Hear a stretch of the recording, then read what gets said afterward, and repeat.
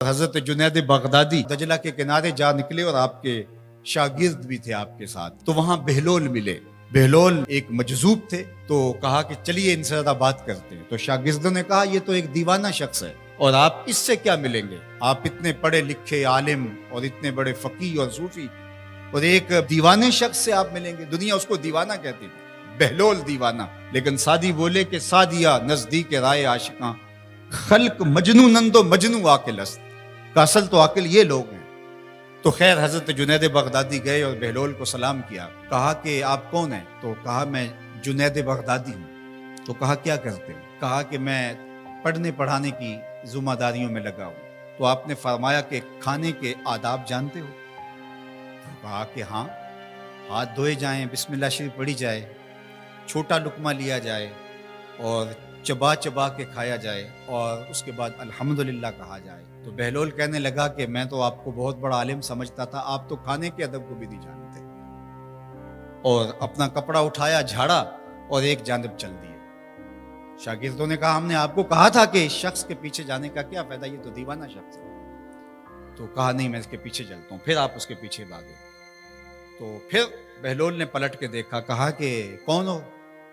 کہا کہ میں جنید ہوں، آپ کو ملنے آیا ہوں۔ تو آپ نے پھر ایک سوال کیا، گفتگو لمبی ہو جائے۔ تیسری مرتبہ بھی جب وہ اپنا دامن چھاڑ کے گزرے تو پھر آپ آگے بڑھے۔ انہوں نے پوچھا کون ہو؟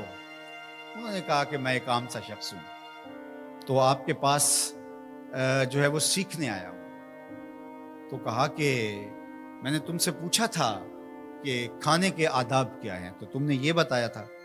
کہا جی میں نے تو یہی پڑھا ہے اور میں نے یہی بتایا ہے۔ تو کہا کھانے کا سب سے پہلا ادب یہ ہے کہ لقمہ حلال کا ہو، باقی لقمے چھوٹے چھوٹے توڑ کے کھائے یا چبا چبا کے کھائے یا جو ہے وہ پانی پہلے پیے یا بعد میں پیے، کہا یہ باتیں بات کی ہے۔ سب سے پہلا ادب کھانے کا یہ ہے کہ لقمہ طیب ہو، لقمہ طاہر ہو، لقمہ پاکیزہ ہو۔ اللہ اکبر۔ تو ہمارے رب نے ہمیں پاکیزہ رزق کھانے کی تلقین فرمائی ہے۔ تو اللہ کے محبوب علیہ السلام نے اس شخص کا ذکر کیا جو لمبا سفر کر کے آیا اور وہ کعبۃ اللہ کے سامنے کھڑا، وہ اللہ تعالیٰ جل شانہ کو پکارتا ہے اور کیا کہتا ہے؟ یا رب یا رب۔ اشعث اغبر، اس کے بال بکھرے ہوئے ہیں اور اس کا لباس پھٹا ہوا ہے، پراگندہ سی حالت ہے، اور اللہ کے گھر کے سامنے کھڑا ہے، لمبے لمبے ہاتھ کر کے دعا مانگ رہا ہے، یا رب اے میرے اللہ، اے میرے اللہ۔ لیکن فرمایا وَمَطْعَمُهُ حَرَامٌ وَمَشْرَبُهُ حَرَامٌ وَمَلْبَسُهُ حَرَامٌ وَغُذِّيَ بِالْحَرَامِ فَأَنَّىٰ يُسْتَجَابُ لِذَٰلِكَ۔ فرمایا کہ اس نے جو کھایا ہے وہ حرام کا ہے، اس نے جو پیا ہے وہ حرام کا ہے، اس نے جو لباس پہنا ہے وہ حرام کا ہے۔ فرمایا اس کو جو غذا دی گئی ہے وہ غذا حرام کے مال سے اسے حاصل ہوئی تھی۔ فرمایا فَأَنَّىٰ يُسْتَجَابُ لِذَٰلِكَ۔ فرمایا مجھے بتاؤ کہ اس کی دعائیں کیسے قبول ہوں گی۔ وہ کعبۃ اللہ کے پردے کو تھام کے کھڑا ہے، ملتزم سے لپٹ کے رو رہا ہے۔ وہ حتیم میں کھڑا ہے، وہ کعبہ کے اندر بھی چلا گیا، کعبہ کی چھت پہ سقف بیت اللہ پہ بھی کھڑا ہے، مطاف میں کھڑا ہے، وہ حجر اسود کے ساتھ لپٹ کے دعائیں مانگ رہا ہے، مقام ابراہیم کے پاس کھڑا ہو کے دعائیں مانگ رہا ہے۔ یمد و یدہ ہے، اس کے ہاتھ لمبے لمبے ہیں، یا رب کے کلمات اس کی زبان پہ ہیں، اور اشعث اغبر، غبار آلودہ بکھرے ہوئے اس کے بال ہیں، اور حالت پراگندہ ہے کہ کسی کو گزرتے ہوئے بھی ترس آ جائے، اور اللہ کے گھر میں کھڑا ہے تو وہ کیوں نہیں معاف کرے گا؟ لیکن فرمایا مطعمہ حرام ومشربہ حرام وملبسہ حرام وغذی بالحرام، اس کا کھانا پینا لباس اور غذا حرام کی تھی۔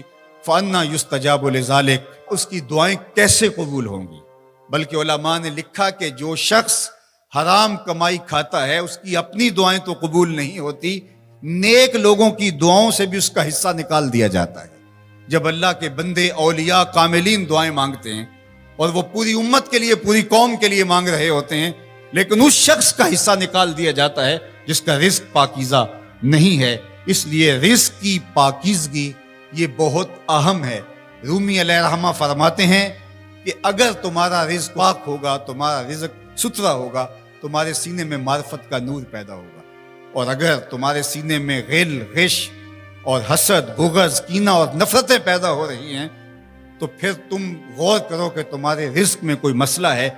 تم کھاتے ہو، اس کے نتیجے کے اندر حسد پیدا ہو رہا ہے، بغض پیدا ہو رہا ہے، نفرت، سستی اور کاہلی اور عبادت سے دوری پیدا ہو رہی ہے۔